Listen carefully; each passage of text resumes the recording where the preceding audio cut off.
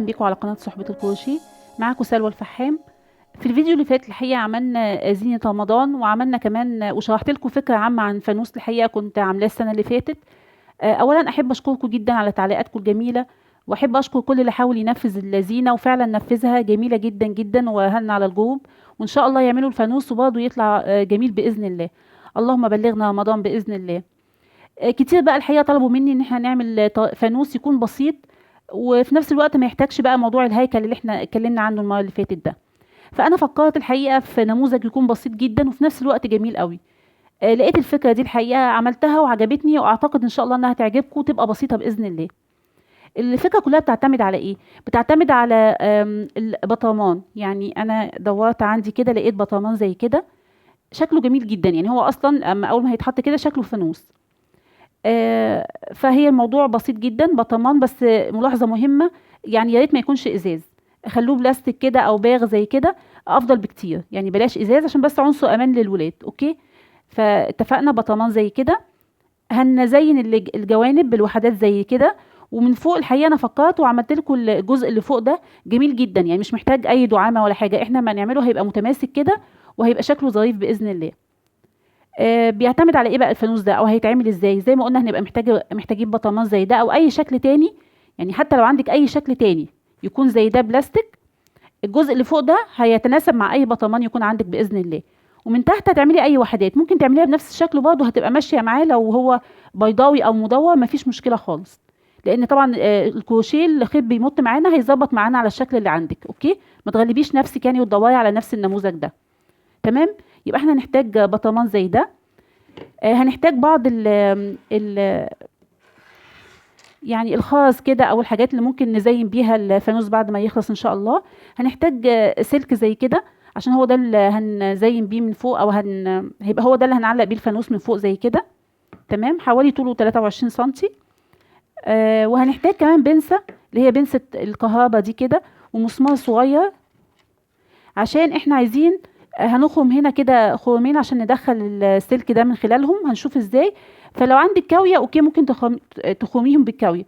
ما عندكيش هندخل كده المسمار ده في البنسه هنا، وهنسخنه بشويش خالص كده على البوتاجاز، بشويش خالص يعني. وهنعمل خرمين بساط قوي هنا. تمام، بس نخلي بالنا لو سمحتوا. وهنحتاج مسدس شمع، ده مهم جدا هنلزق بيها، يعني ان شاء الله مع الشرح هتعرفوا هنلزق بيه ازاي. طيب يبقى ده كده مبدئيا اللي احنا محتاجينه عشان خاطر نعمل فانوس، مش اكتر من كده. اتفقنا؟ طيب هنعمله ازاي بقى، او هنزينه ازاي؟ في فيديو الزينة انا كنت عاملة اول نموذج في زينة رمضان، كان عبارة عن الشكل ده اللي هو المثلث، وهو ده اللي انا هستخدمه في تزيين الجوانب بتاعة الفانوس. لو تلاحظوا هنا هنلاقي معمول 4 وحدات، 1 2 و2 صغيرين، وهو كده ده مجرد تزيين الفانوس من الجناب. فانا عملت اهو واحده، والتانية اهي زيها بالظبط. اوكي، وبعدين هنعمل وحدتين كمان بنفس النمط، ولكن سطرين 2 1 2، والسطر التالت هيبقى هو الفستونة الاخيرة دي. واضح يا جماعة؟ يعني اهو هو بالظبط، بس ايه 1 2، وبعدين نعمل الفستونة على طول. وان شاء الله باذن الله هنزل لكم لينك شرح زينة رمضان في نفس الفيديو هنا باذن الله، تقدروا توصلوا لها وتعملوا ال4 نماذج دول. يبقى دي كده الجوانب بكل بساطه. اوكي، طيب بالنسبه بقى للجزء العلوي ده، الحقيقه انا صممته بالشكل ده عشان خاطر يبقى متماسك زي ما قلت لكم، مش محتاج اي دعامه ولا حاجه ليه. هو مجرد ما هنعمله ان شاء الله هتلاقوه متماسك وهيتحط بالشكل ده باذن الله. هنعمله ازاي بقى؟ انا مبدئيا الخيط اللي انا استخدمته هنا مختلف عن اللي انا هستخدمه دلوقتي. انا دلوقتي هستخدم خيط اسمه خيط لندن، جميل جدا. بقايا برضه خيط عندي ان شاء الله. وهنبدأ بقى بالجزء العلوي ده نشوف هيتعمل ازاي. طيب بسم الله. اول حاجة هنعمل عقدة بداية. خلي النماذج دي بس كده على جنب. تمام، طيب هنعمل عقدة بداية.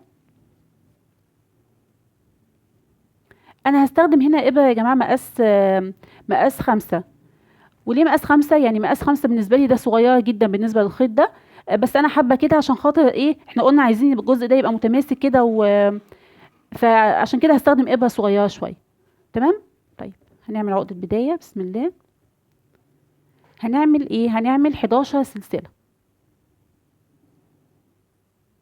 1 2 3 4 5 6 7 8 9 10 11. هنقفل بمنزلقة في اول سلسلة. تمام. طيب هنعمل ايه جوه ال 11 سلسلة دول؟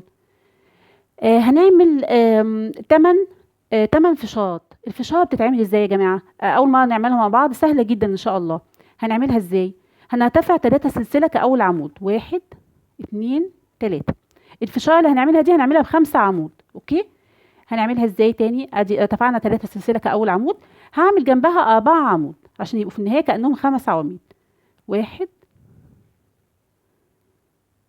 2 3 4. اوكي. طيب يبقى كده 4 عواميد جنب بعض اهم، والثلاثه سلسله اللي انا اعتبرتهم اول عمود فكانهم 5 عمود. هدخل هنا كده في السلسله رقم 3 من فوق كده، وادخل تاني في الحلقه دي اللي هي بتاعت اخر عمود، واسحب الحلقه دي كده. ادي كده اول فشاره اتكونت معايا، شايفين؟ وبعدين اعمل سلسله، اعمل واحده كمان. هنعمل 5 عمود جنب بعض. 1 2 3 4 5. بعدين الابره هطلعها كده وهدخلها هنا في اول عمود اهو، السلسله بتاعت اول عمود، وبعدين ادخلها في الحلقه دي بتاعت اخر عمود، وبعدين اسحب كده واعمل سلسله. ادي كده تاني فشاره اتكونت. واحده كمان، هعمل 5 عمود جنب بعض. 1 2 3 4 5. ارتفع كده عشان بس ما تفلتش مني الغرزه دي. وبعدين هدخل هنا في اول عمود انا اشتغلته، وادخل هنا في الحلقه دي اسحبها واعمل سلسله. تمام. سهله ولا ايه؟ نعمل واحده كمان مع بعض. طيب نعمل 5 عمود جنب بعض. 1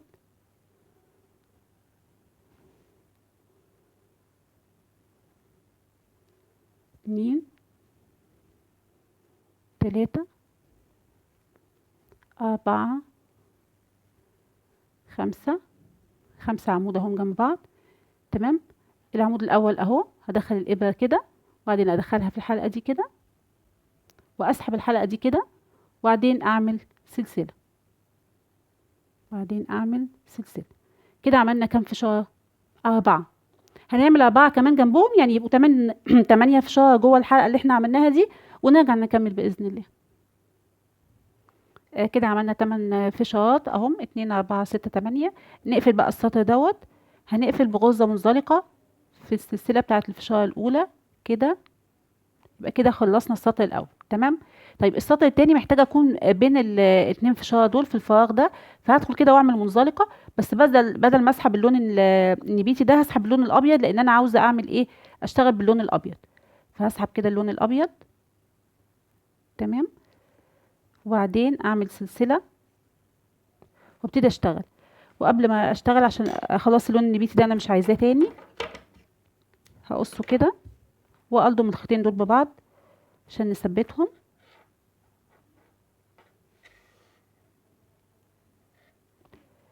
كده. بعدين هنضفهم ان شاء الله. طيب السطر التاني هنعمل ايه؟ احنا عملنا سلسله. اوكي. هنرتفع 3 سلسله كاول عمود. اوكي. احنا عملنا واحده ادي كده، 2 3. وبعدين هنعمل فشاره بين الفشارتين دول، المفروض هنعمل 2 فشاره. ادي كده اول واحده. احنا عملنا 3 سلسله ارتفاع كاول عمود. اوكي. هنعمل جنبه 4 عمود. 1 2 3 4. شيل الابره كده. هدخل في السلسله رقم 3 من اول 3 سلاسل، وبعدين ادخل كده واسحبها، وبعدين اعمل سلسله. ادي اول فشاره، جنبها في نفس الفراغ هعمل فشاره كمان. 1 2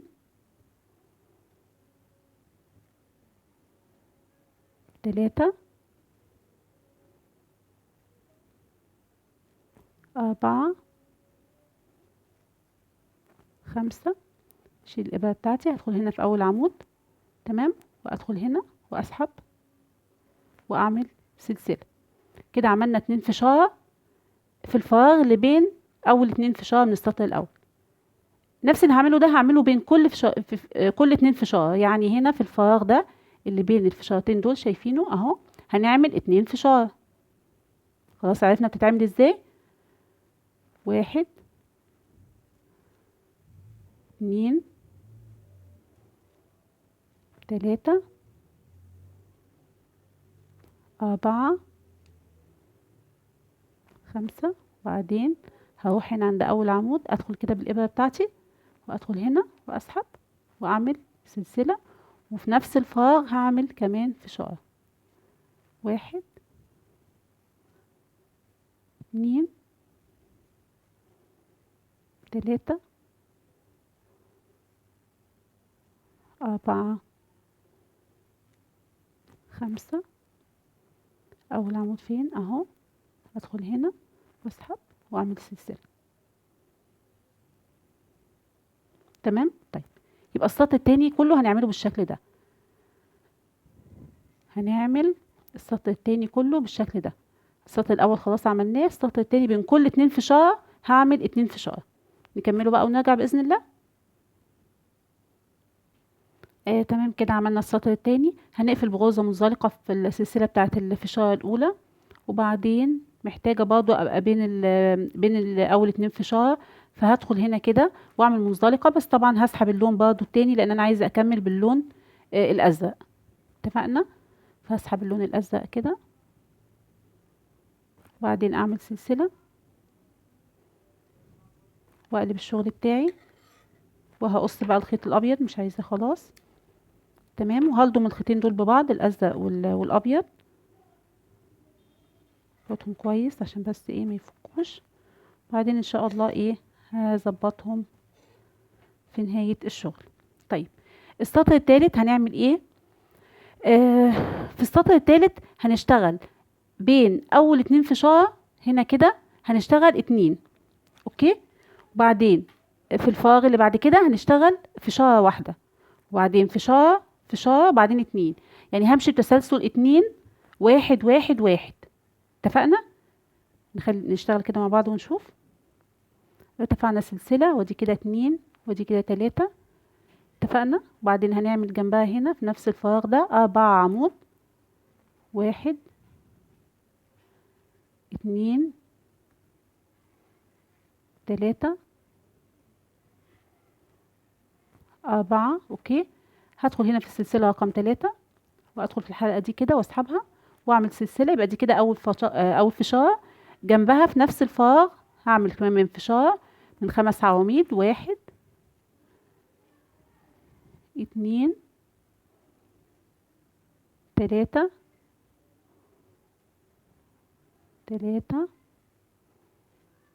4 5. بعدين فين اول عمود يا جماعة اهو، اول عمود اهو، هدخل كده وهدخل هنا في الحلقة دي واسحبها واعمل سلسلة.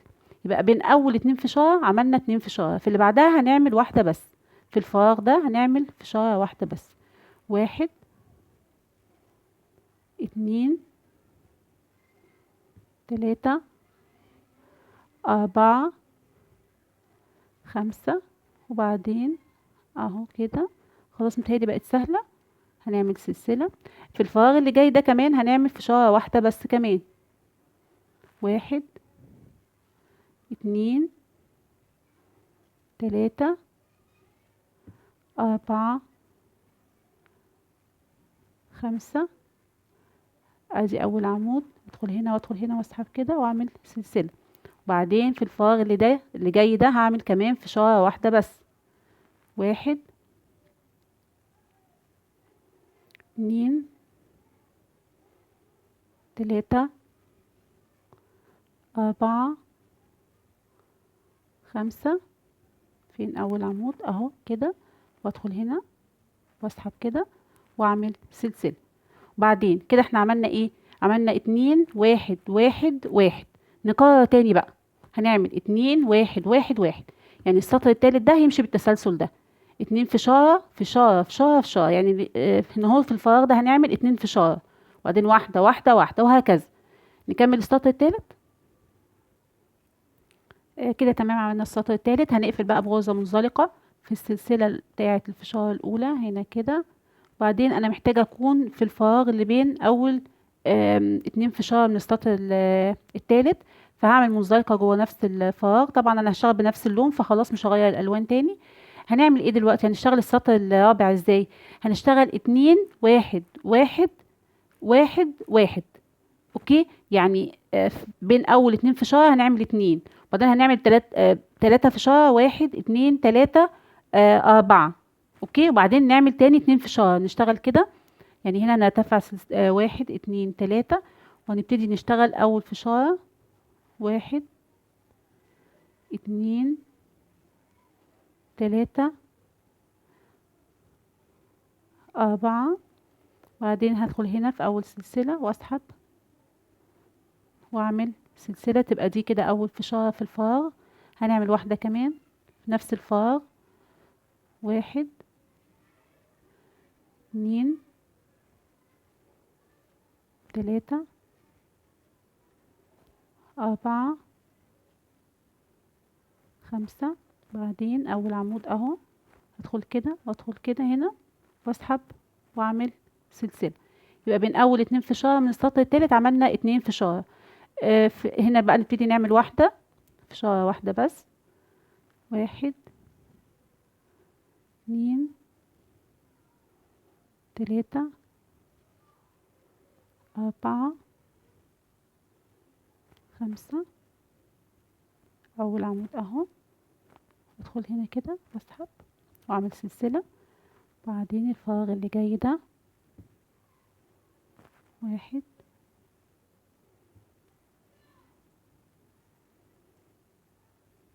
اتنين تلاتة اربعة خمسة، واعمل سلسلة هنا كمان، واحد اتنين تلاتة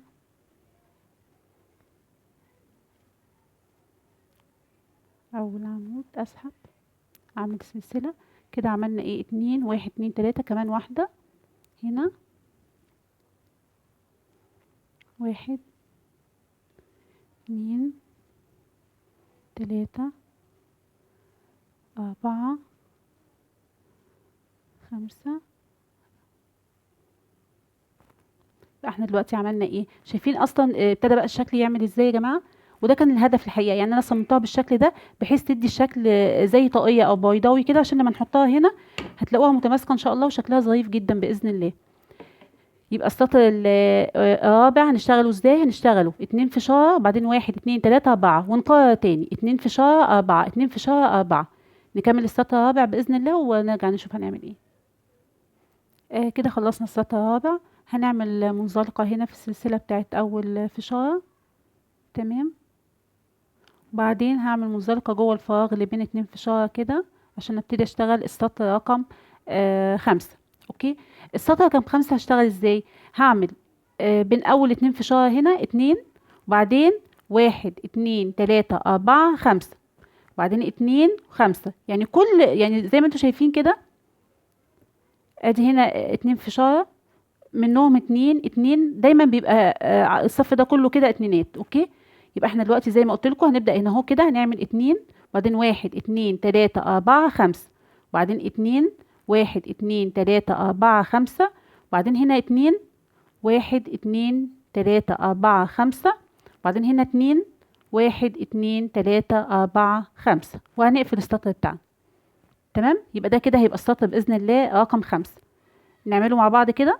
شايفين بقى الشكل بقى عامل ازاي، مقوس ازاي؟ ان شاء الله يبقى جميل جدا، وهيتحط بالظبط كده على على الفانوس بتاعنا بقى. تمام. طيب نكمل السطر رقم خمسة زي ما قلت لكم ان شاء الله، ونرجع نكمل.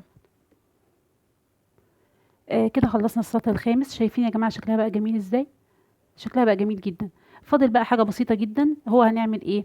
انا قفلت وعملت هنا منزلقه لا، هعمل هنا منزلقه كده في الفراغ ده، عشان هشتغل برضو في الفراغ اللي بين اتنين فشاره، هعمل بين كل 2 فشاره هنرفع سلسله ونعمل 2 حشو، غرزتين حشو، 1 2.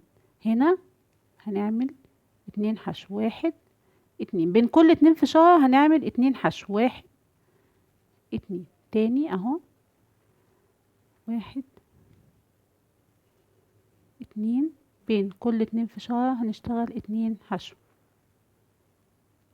اهو. نتاكد بس ان احنا داخلين جوه الفراغ اللي بين الاتنين فشار.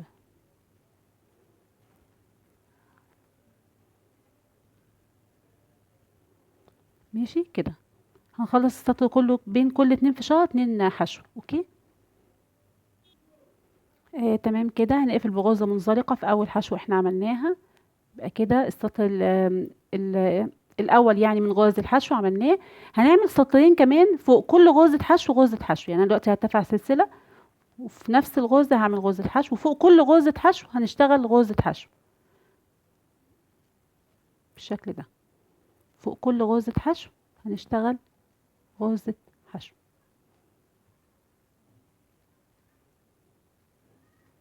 بالشكل ده يا جماعة. تمام.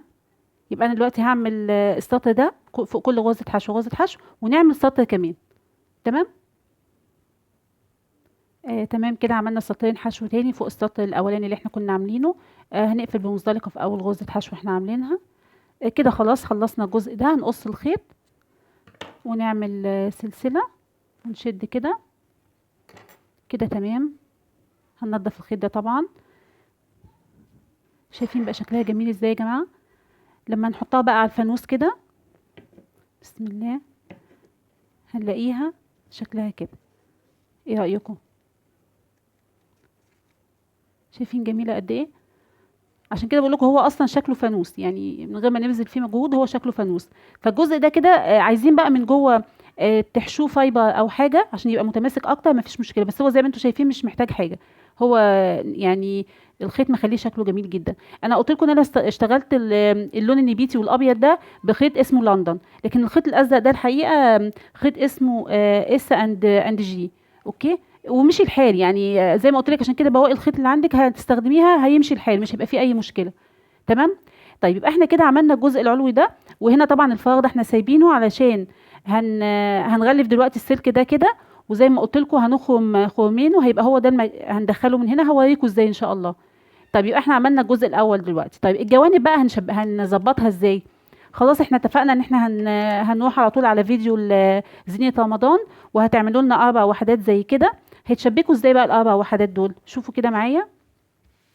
احنا هنعمل ايه؟ هنشبك الوحده الاولى هتبقى كده. خليكم معايا، انا هحطهم لكم عشان برضه تبقى الموضوع بسيط بالنسبه لكم. الوحده الصغننه دي هنشبك هنا كده. وبعدين هنجيب الوحده التانية الكبيره هتبقى كده. هنشبك الاتنين دول مع بعض اهو. وبعدين الصغننه التانية هتبقى هنا. وبعدين هنلفها وهنشبك دي في دي. انتوا فاهمين يا جماعه؟ اهو. يعني انا عملتها بحيث يبقوا 2 كبار كده و2 صغيرين فوق. هنشبك منين بقى؟ هنشبك من هنا كده. هنعمل 4 عواميد و4 عواميد. اوضح لكم الصورة شوية. هنسيب من هنا 4 عواميد، 1 2 3 4 في رابع 3 اسفة وفي رابع، وهنا برضو 3 وفي رابع هنشبك. يبقى احنا هنشبك من هنا كده اول حاجة. وبعدين طب نشبك مع بعض ونشوف، بس انا حابة احطه لكم كده عشان لو انتوا بتشبكوا ترجعوا للصورة وتبقى واضحة بالنسبة لكم. اهو هتبقى كده بالظبط. تشبيك هيبقى من هنا كده، وبعدين دي في دي هنا ومن هنا، وكمان دي هنشبكها ودي هنشبكها وهنا وهنا. وبعدين هنيجي هنا نشبك دول، وبعدين دي هتتشبك في دي طبعا هنلفها كده وهيتشبكوا مع بعض من هنا. اتمنى ان شاء الله تكون واضحه. نبتدي كده نشبك سوا طيب ونشوف هتتعمل ازاي. هو الطبيعي طبعا يا جماعه في اي وحدات لما نيجي نشبكها بنشبك واحنا شغالين. يعني ده الطبيعي ان احنا واحنا شغالين اخر سطر بنشبك الوحدات.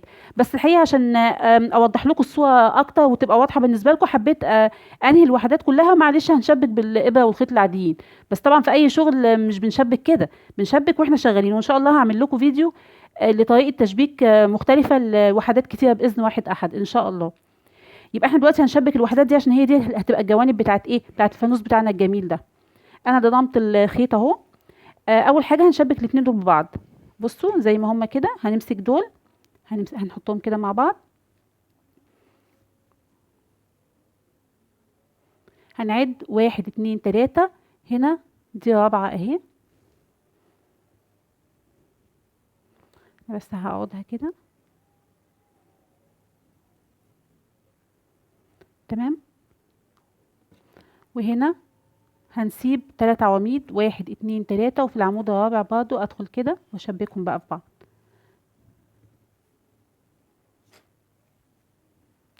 وهدخل هنا تاني وهنا تاني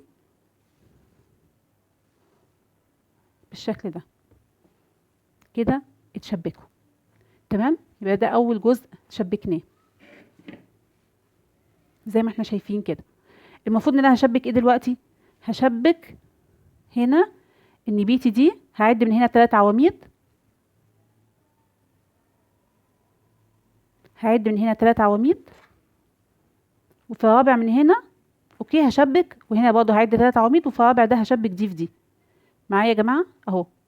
وبعدين هنا هنشبك رابع عمود في رابع عمود من هنا، وبعدين اجي هنا اعد 3، وفي رابع من هنا ورابع من هنا اشبكهم في بعض معايا يا جماعه. وانتوا بتشبكوا يا ريت ترجعوا الفيديو ان شاء الله هيبقى واضح جدا الشرح. انا بقى ايه، مش هقطع الخيط، انا همشي هرجع كده. المفروض ان احنا هنشبك هنا، فانا هلف الخيط كده وهمشي بالخيط بتاعي كده من ورا عشان ما اقطعش كل شويه. همشي كده لغايه ما اوصل هنا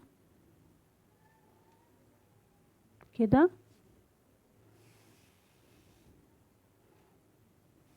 اهو. انا كده وصلت للمكان التاني اللي عايزه اشبك فيه تمام. اللي هو ايه، هنعد 1 2 3 العمود رقم 4 تمام. طيب هنشبكه بايه؟ احنا اتفقنا نشبكه هنا في النبيتي دي في العمود برضو رقم 4. يبقى انا هحطهم كده ونعد 1 2 3 واعمل كده، بعدين اثبت عليها تاني.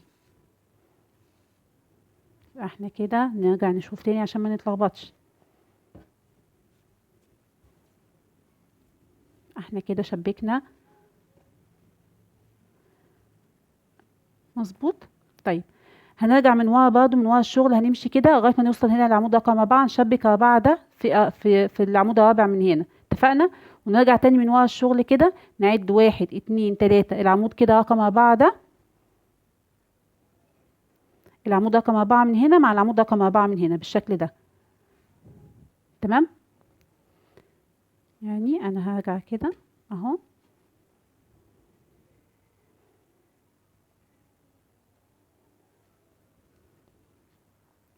خلاص دي ثبتناها تمام. همشي كده من ورا الشغل، همشي كده عشان بس مش كل شوية نقطع ايه الخيط، لغاية ما اوصل هنا كده العمود رقم 4.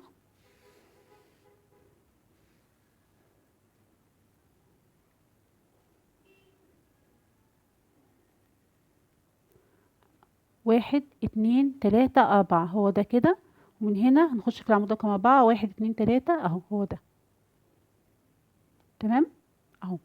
نشبكهم برضو ببعض، نثبت عليهم تاني. نشوف احنا عملنا ايه تمام كده تمام. فاضل لنا ايه هنا؟ فاضل لنا نشبك هنا الجزء ده بالعمود رقم 4 هنا بالعمود رقم 4 هنا. نقلب تاني كده ونثبت الشغل بتاعنا ونمشي برضو من ورا الشغل كده مش خالص اهو لغاية ما اوصل للعمود رقم 4.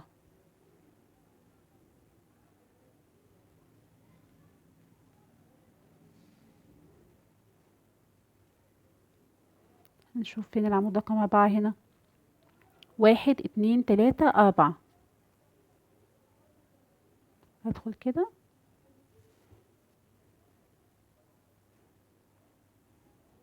وهنا هنعد برضو 1 2 3. ادي العمود رقم 4 اهو معايا.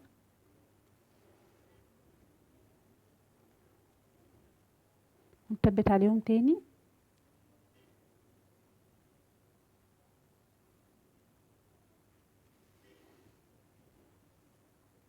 نشوف عملنا ايه.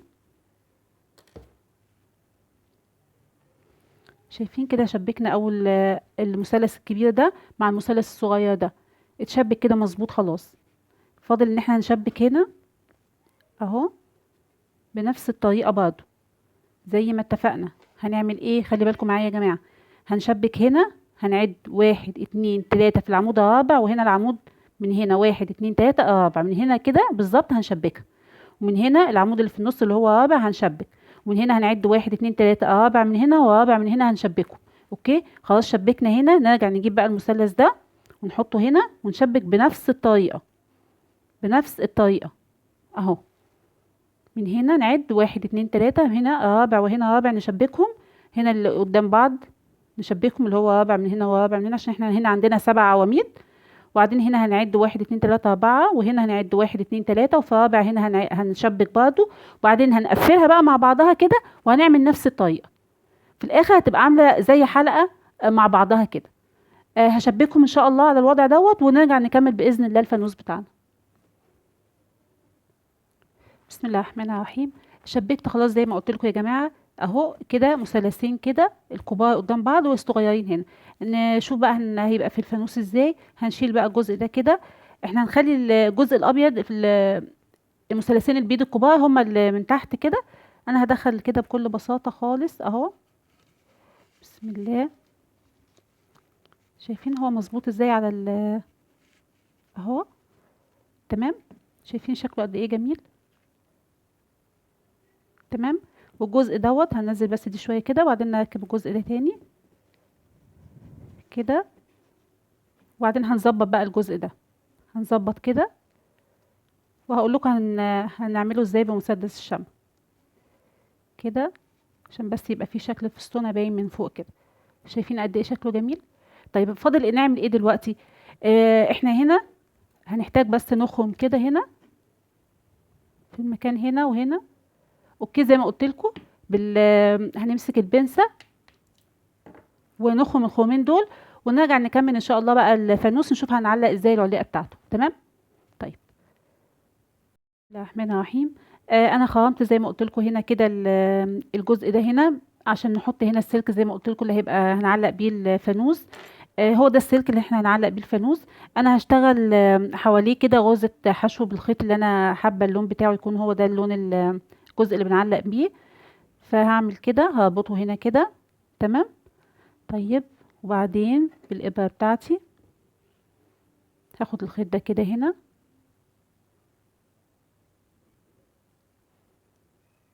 ابتدي اسحب الخيط ده كده واعمل هنا غرزة حشو.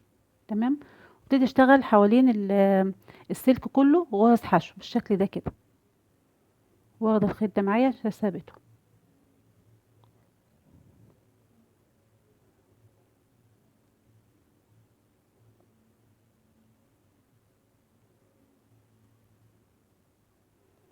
واضحه يا جماعه؟ غرز حشو كده.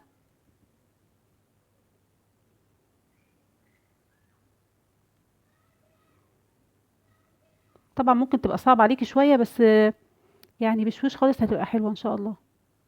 عايزه تلفي حوالين السلك دوت شريط ستان ماشي. عايزه تلفي الخيط على طول كده من غير ما تشتغلي غرز حشو ماشي، يعني بالشكل اللي يريحك. تمام. بيبقى شكله كده. تمام. طيب انا هكمل الجزء ده كده غرز حشو ونرجع نكمل ان شاء الله. كده تمام. لفينا الخيط او عملنا غرز حشو حوالين السلك. انا كمان حابه الفها كده تدي شكل جميل كده. طيب هنركبها ازاي بقى؟ هنشوف. المفروض بقى انها تكون كده. تمام. طيب هنفك بقى كده دلوقتي الجزء ده. بعدين انا سايبه هنا جزء كده من السلك، هندخله من هنا كده.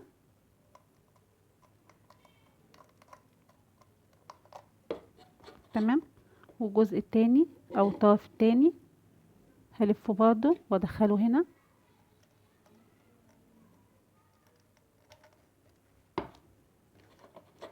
تمام.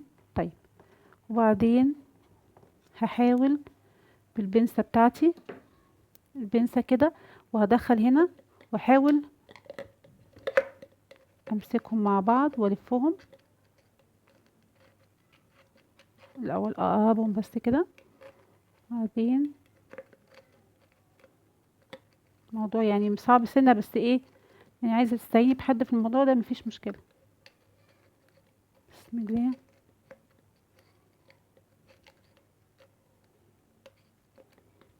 كده نحاول بقى نلفهم كده مع بعض، شايفين؟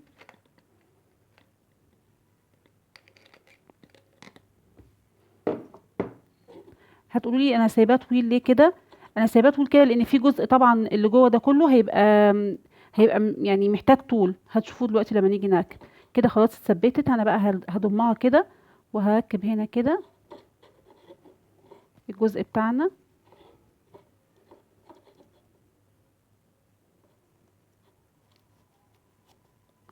شايفين اهو.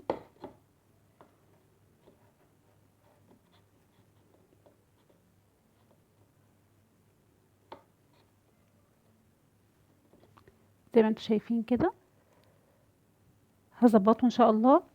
هحاول بس انزل ده كده شوية واظبطه. تمام. طيب ونجهز بقى مسدس الشمع عشان اقول لكم هنلزق ازاي الطرف بتاعه. تمام كده. عايزين بقى نلزق الجزء ده، هنلزقه بشكل بسيط جدا. يعني انا هرفعه من هنا كده وبعدين هحط بس مجرد يعني مجرد نقطة بسيطة قوي كده من مسدس الشمع هنا، نقطة بسيطة جدا. ماشي. وهستعمل ابرة الكروشيه كده ان انا انزل عليها الجزء ده كده بشويش خالص، بس وادوس عليها بايدي شوية بس كده خلاص. ومن الطرف التاني كمان برضو نحط نقطة واحدة كده من مسدس الشمع، مش كتير. تمام. وبرضو ممكن كده ارفع كده بس كده، مش اكتر من كده. كفايه اوي نقطتين، هو مش هي يعني مش محتاج اكتر من كده. كده هو اتثبت وبقى ظريف جدا. تمام. طيب وبعدين بقى هغطي اشيل بس مسدس الشمع. تمام كده. وبعدين هنغطي بقى نقفل البطرمان لان احنا عايزين الغطا بتاعه كده. وهنبتدي نحط الجزء ده. احنا قلنا ال المثلثين الكبار دول هيبقوا تحت بالشكل ده.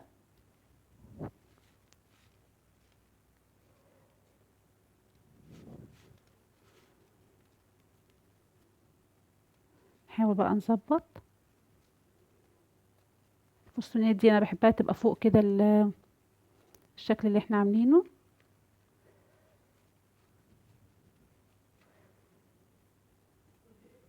اهو يا جماعة، شايفين قد ايه جميل؟ متهيألي مظبوط اصلا، مش محتاج ان احنا نلزق الجزء اللي تحت ده. حابه تلزقيه مفيش مشكله بمسدس الشمع برضه، هتحطي كده نقطه صغننه كده وتلزقيه او بالخيط والابره. هو مش محتاج يعني، هو ثابت وجميل جدا زي ما انتم شايفين كده.